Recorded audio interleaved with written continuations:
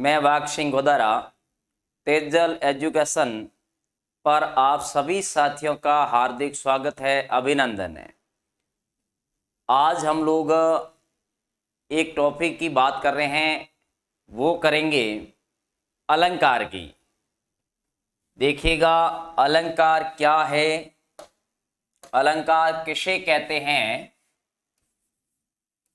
इससे संबंधित हम लोग चर्चा करेंगे। तो अलंकार, उसके बाद में हम लोग अगर बात करें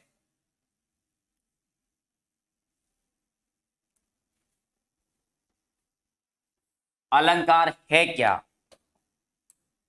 अब जैसे अलंकार की मैं परिभाषा की अगर बात करूं या इसके अर्थ की बात करूं, जिस प्रकार से गहने से, आभूषण से स्त्री की शोभा बढ़ती है, उसी प्रकार से काव्य की शोभा बढ़ाने वाले तत्व अलंकार कहलाते हैं। जैसे अलंकार का शाब्दिक अर्थ लें,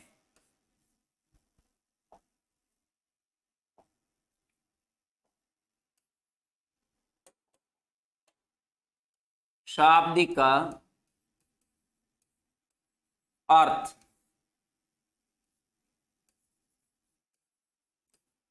तो इसका शाब्दिक अर्थ होगा, वो होगा आभूषण। क्या हो जाएगा? आभूषण, या इसे हम लोग कह सकते हैं गहना। क्या कह सकते हैं? आभूषण, यहां गहना कह सकते हैं। जैसे हम बात करें इनके परिभाषा की, कि अलंकार की परिभाषा क्या है।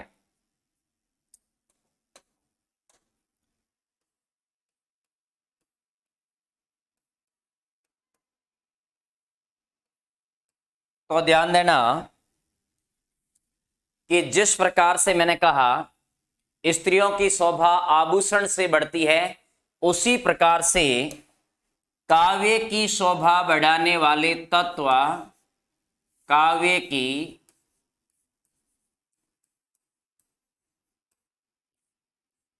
शोभा बढ़ाने वाले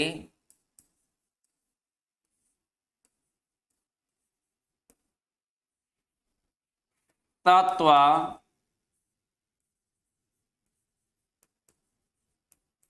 अलंकार कहलाते हैं। क्या कहलाते हैं? अलंकार कहलाते हैं। हमने पिछले वीडियो के अंदर ये भी बातें की थी कि किस प्रकार से अलंकार को मोटे तौर से कितने भागों के अंदर बांट सकते हैं। उसके बाद में शब्द अलंकार के अंदर और अर्थ अलंकार में और उभय अलंकार में कौन कौन से अलंकार है। इसमें अगर हम बात करें अलंकार की अर्थ की भी अगर हम बात करें, तो जैसे हमने कहा शाब्दिक अर्थ होता है आभूषण, यहां गहना। इसी प्रकार से अगर हम लोग किसी एक उदाहरण और अलंकार लेते हैं, जिस प्रकार से एक अलंकार लेते हैं हम लोग यमक अलंकार। कौन सा अलंकार लें? यमक का अलंकार। तो ध्यान देना हम लोगों को कि यमक का शाब्दिक अर्थ क्या है। जिस प्रकार से अलंकार का अर्थ है, उसी प्रकार से यमक का भी, जैसे इनका अर्थ की बात करें तो इसका अर्थ होगा दो, या हम लोग क्या कह सकते हैं? जुड़वा कह सकते हैं। दो, या क्या कह सकते हैं? जुड़वा। किसका शाब्दिक अर्थ? दो या जुड़वा। उसके बाद में अगर बात करें कि जब इसकी जो परिभाषा है, किस प्रकार से शब्दों की पुनरावृत्ति होगी और प्रत्येक बार शब्द का जो अर्थ है वो क्या होगा? भिन्न भिन्न होगा। तो ध्यान देना किस प्रकार से कि जब कोई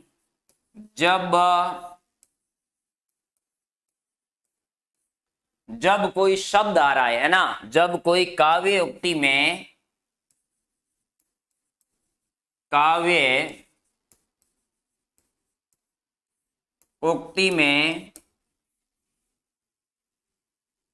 दो या दो से अधिक का, दो या दो से अधिक बार, दो से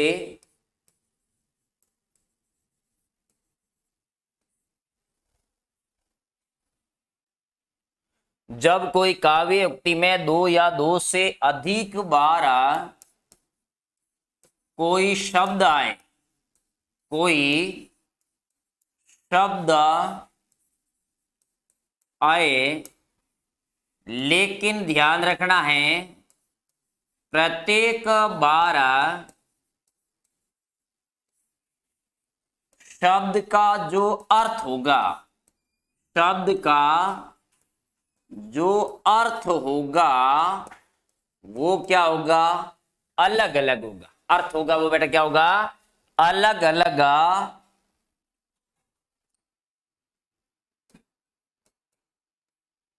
है ना। कोई शब्द आए लेकिन प्रत्येक बार शब्द का अर्थ होगा वह अलग होगा, वह क्या होगा, अलग अलग होगा।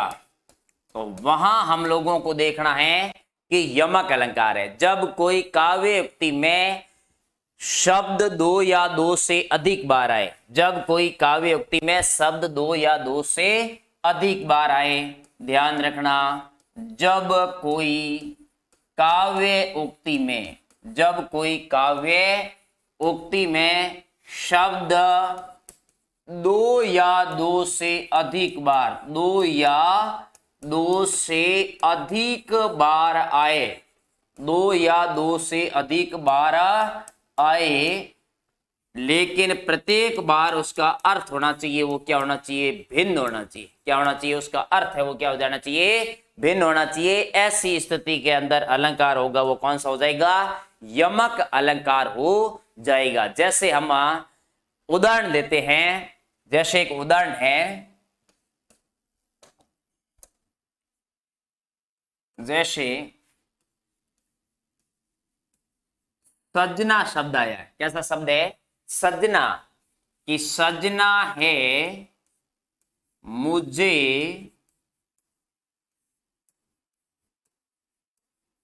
सजना के लिए, सजना है मुझे सजना के लिए।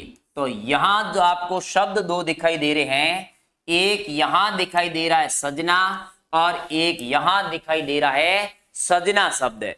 लेकिन ध्यान देना, इन सजना का अर्थ होगा वो अलग होगा और इस सजना का अर्थ होगा वो क्या होगा, अलग होगा। यानी मेरे कहने का मतलब है कि कितने बार भी शब्द भले आए लेकिन उस शब्द का अर्थ होगा वो क्या होगा, भिन्न भिन्न।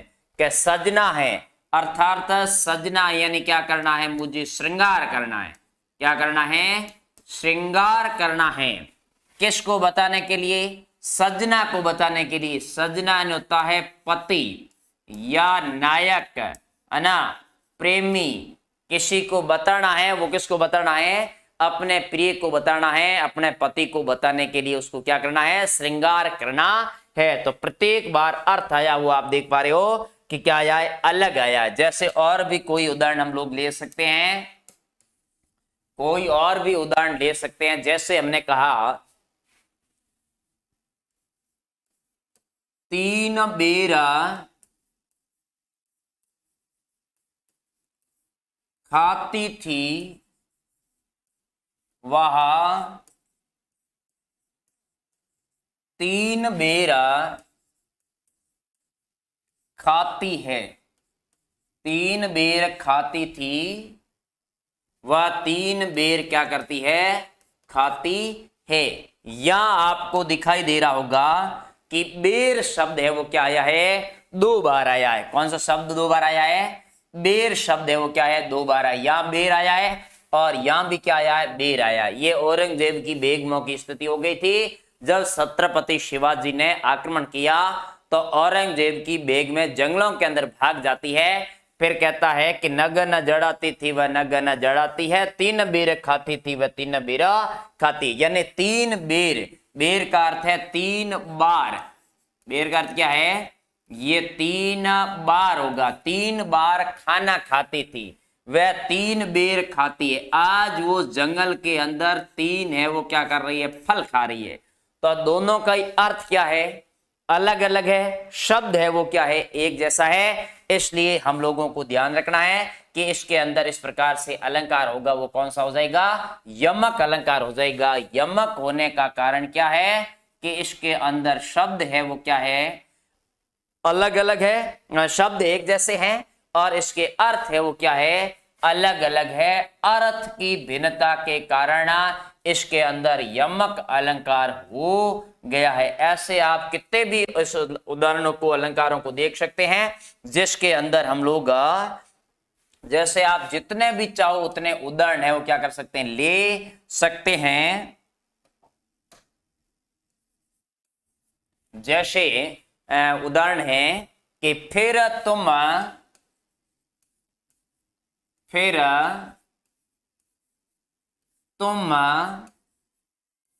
तम में, क्या कहा है, फिर तुम तम में, फिर तुम तम में, मैं प्रिय तम में, मैं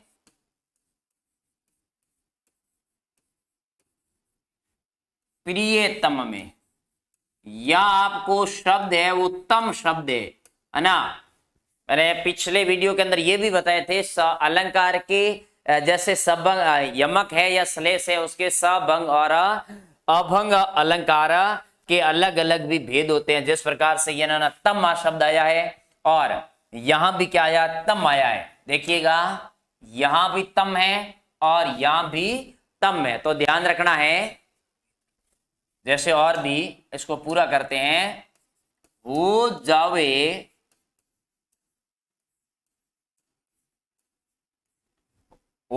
फिर तुम तम में, मैं प्रियतम में, हो जावे द्रुत अंतर्धान,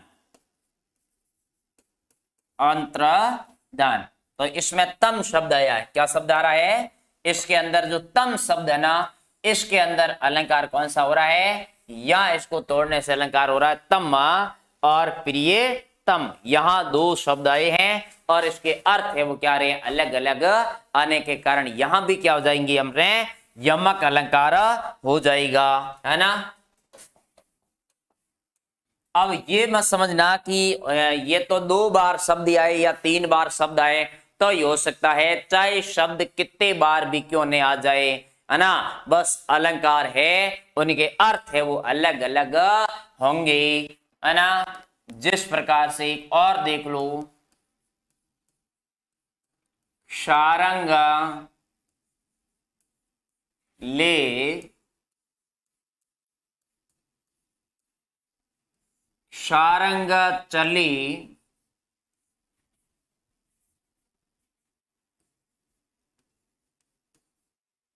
सारंग ले सारंग चली, सारंग पुगो आया, सारंग पुगो आया,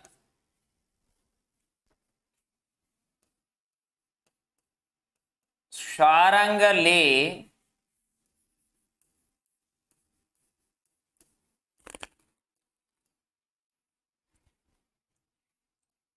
सारंग धर्यो, सारंग ले सारंग धर्यो,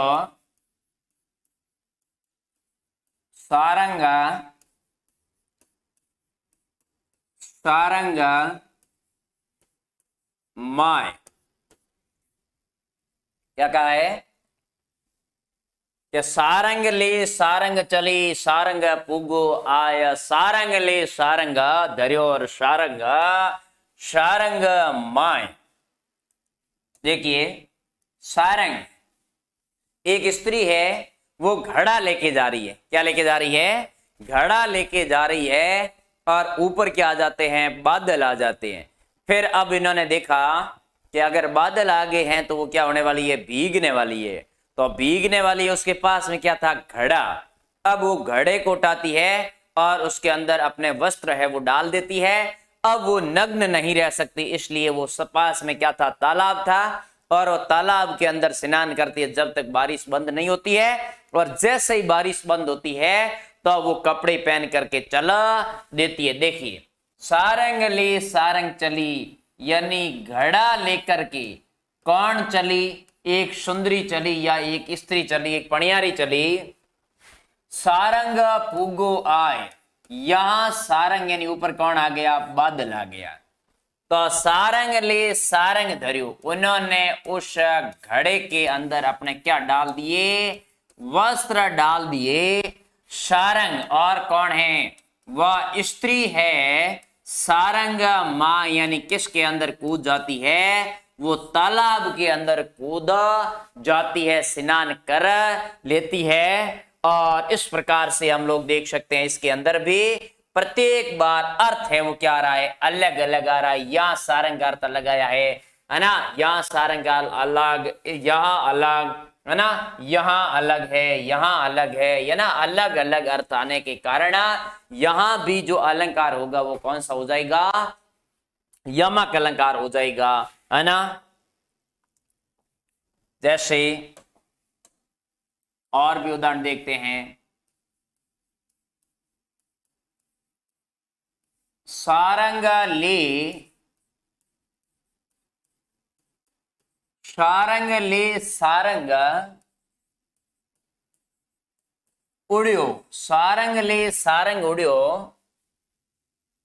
सारंग बोलियो आए, सारंग बोलियो आए, सारंग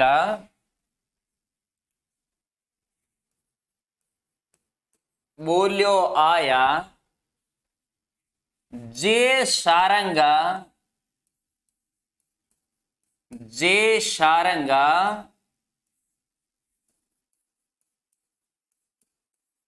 सारंग सारंग गहे, जे सारंग सारंग सारंग गहे, तो सारंग निक्षो जाए, सारंग निक्षो जाए, क्या हो जाएगा?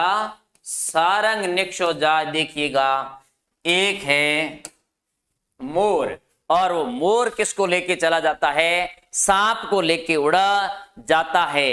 देखो, सारंग ले सारंग उड़ियो, सारंग ले सारंग उड़ियो, यानी सांप को लेकर, किसको लेकर? सांप को लेकर कौन उड़ गया? मोर। और सारंग बोलियो आ, यानी ऊपर कौन बोला है? बादल आ गया है ना। जे सारंग, अब बेचारे मुंह के अंदर, मोर के मुंह के अंदर क्या है? सांप है। अगर सांप, मोर मुंह खोले तो सांप क्या हो जाता है? गिर जाता है। अगर मोर सारंग सारंग यानी प्याऊ प्याऊ करे, कौन? मोर, जब बारिश आती है उससे पहले, तो गहे यानी कहे, सारंग निक्षो जाए, तो वो सांप है वो क्या हो जाएगा? निकल जाएगा।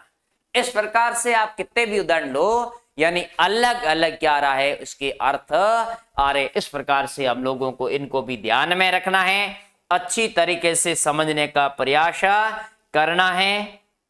देखिए, है ना, सजना है मुझे, सजना के लिए श्रृंगार करना है मुझे, या पत्नी नहीं होगा, क्षमा करें, पति, है ना, पति या नायक, पति या क्या हो जाएगा? नायक। फिर देखिए, तीन बेर खाती थी वह तीन बेर खाती है, यानी तीन बेर यानी तीन बार खाती थी वह तीन बेर, यानी बेर एक क्या है?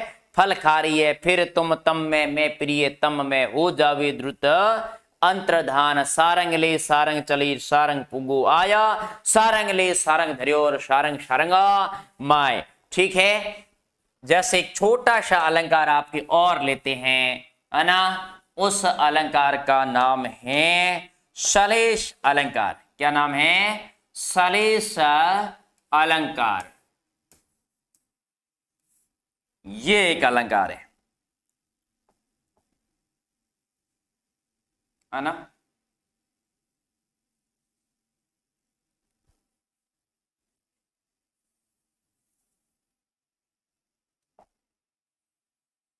ये अलंकार एक श्लेष अलंकार। कैसा अलंकार है? श्लेष अलंकार। अब श्लेष अलंकार क्या है? अब ध्यान देना, जिस प्रकार से हम उनकी बात करें कि उनका अर्थ क्या है, तो श्लेष का अर्थ क्या है, इसका अर्थ भी क्या होगा? तो इसका अर्थ है छुपना। क्या है? छुपना, या हम लोग कह सकते हैं चिपकना। क्या कह सकते हैं? छुपना, या क्या हो सकता है?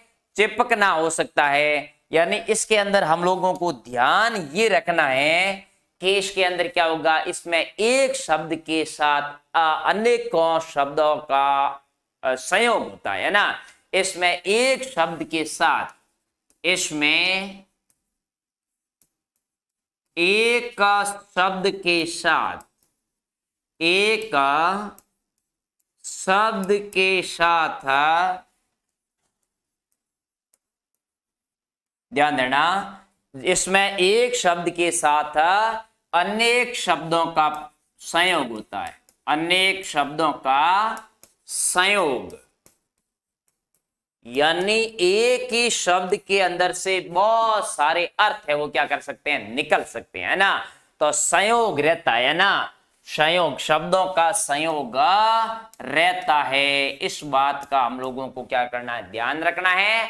अर्थात एक शब्द के अनेक अर्थ, कहने का मतलब क्या है? अर्थात एक शब्द के अनेक अर्थ, एक शब्द के अनेक क्या होंगे? अर्थ होंगे, है ना। तो वहां क्या हो जाएगा? श्लेष। इसमें एक शब्द के साथ अनेक शब्दों का क्या होता है? संयोग रहता है। अर्थात एक शब्द के अनेक अर्थ हो तो वहां श्लेष की गुंजाइश रहती है। ध्यान रखना भाई इस बात को भी, है ना। जैसे हम ले सकते हैं, उदाहरण देते हैं, है ना। जैसे रहीमदास जी ने कहा, रहीमन पानी राखिए बिन पानी सब सोन। पानी गए, अगर पानी गया, पानी गए,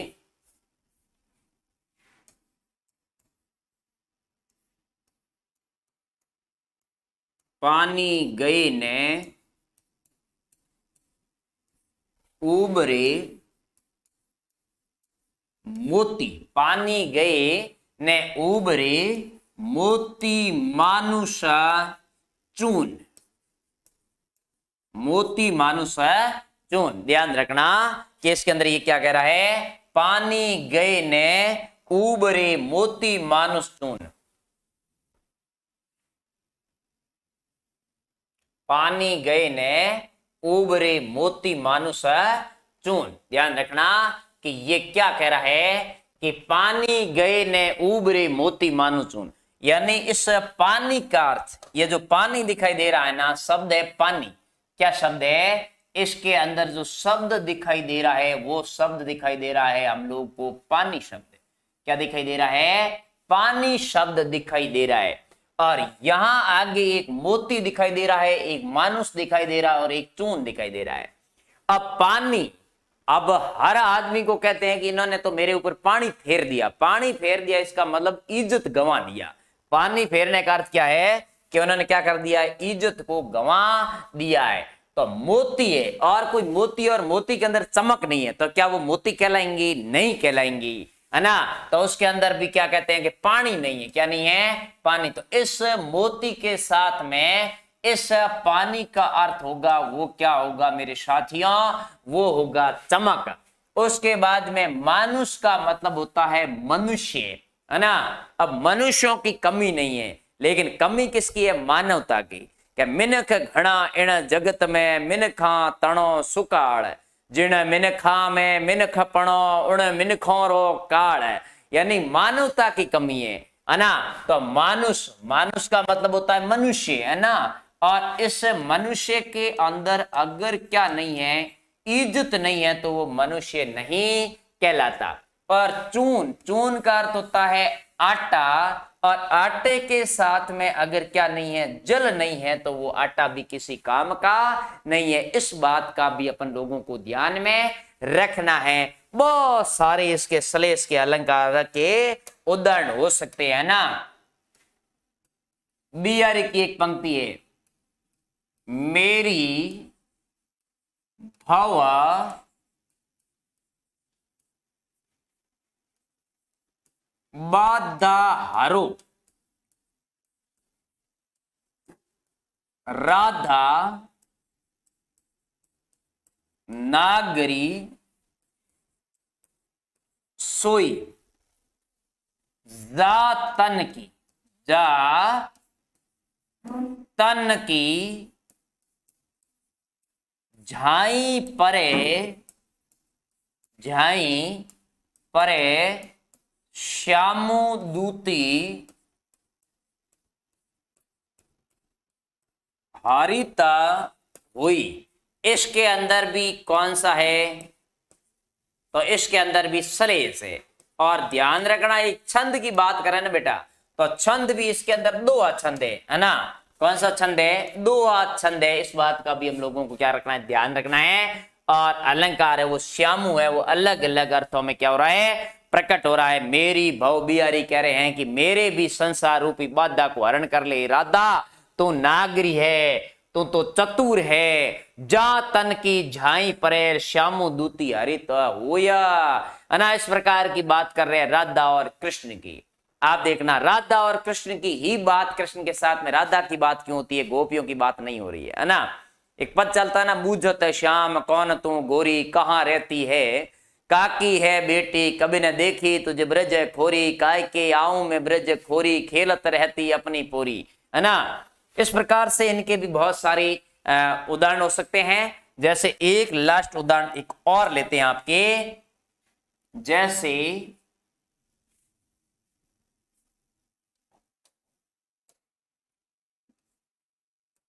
चरणा धरत शंका करत चितवन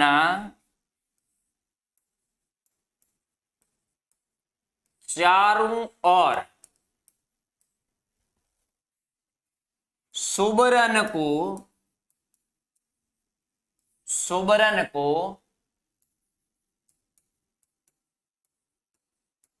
ढूंढत फिरे, कवि कामी अरु चोर। इसके अंदर भी साथियों देखना कि अर्थ ना वो एक शब्द के अंदर से ही निकल रहे हैं ना। जैसे चरणा धरत, देखो चरणों को धरता है तो शंका करत ला जा रही है। चितवन यानी दृष्टि, चितवन यानी क्या होता है, उस दृष्टि को देख रहा है, कहा, चारों तरफ। कहां देख रहा है, चारों तरफ उस दृष्टि से वो क्या कर रहा है, देख रहा है ना, चारों तरफ। अब वो चारों तरफ देख रहा है, कौन, ऐसा कौन हो सकता है, किसको ढूंढ रहा है, सुबरण। इस सुबरण का तीन इस शब्दों के साथ में अर्थ होगा, एक है कवि, एक है कामी और चोर है। तीन आदमी ऐसे बड़े सावधानी से चलते हैं, है ना। सुबरण, सुबरण यानी एक होता है सुबरण यानी अच्छा वर्ण, अच्छा वर्ण। और अच्छे वर्ण को कौन ढूंढेगा, कवि ढूंढेगा। कौन ढूंढेगा कि अच्छे वर्ण मिले तो मैं अच्छी शिक्षा कर सकूं, कविताएं कर सकूं। तो ये वर्ण को ढूंढने वाला कौन है, तो वर्ण को ढूंढने वाला है वो है कवि। वर्ण को कौन ढूंढ रहा है, कवि। उसके बाद में है सुंदर शरीर, किसको ढूंढ रहा है, सुंदर शरीर को ढूंढ रहा है। अब सुंदर शरीर को कौन ढूंढ रहा है, सुंदर शरीर, सुंदर वर्ण वाली स्त्री को कामुक व्यक्ति ढूंढ रहा है। तो इसमें क्या हो जाएगा, कामी व्यक्ति हो जाएगा, व्यभिचारी व्यक्ति हो जाएगा।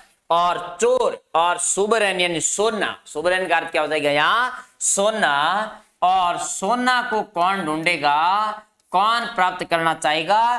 तो चोर है वो किसको प्राप्त करना चाहेगा? सोना को प्राप्त करना चाहेगा। ये हम लोगों ने कुछ अलंकारों की क्या की है, बात की है। अगली क्लास के अंदर हम लोग मिलते हैं अगले चैप्टर के लेकर, अगला टॉपिक लेकर। जब तक आप बने रहिए तेजल एजुकेशन पर। आपको समय समय पर आपकी प्रत्येक मांग के अनुसार प्रत्येक कक्षा को देने का प्रयास किया जाएगा। विशेष रूप से 10th से 12th तक के सारे विषयों को देने का प्रयास करेंगे हिंदी के साथ साथ में। धन्यवाद।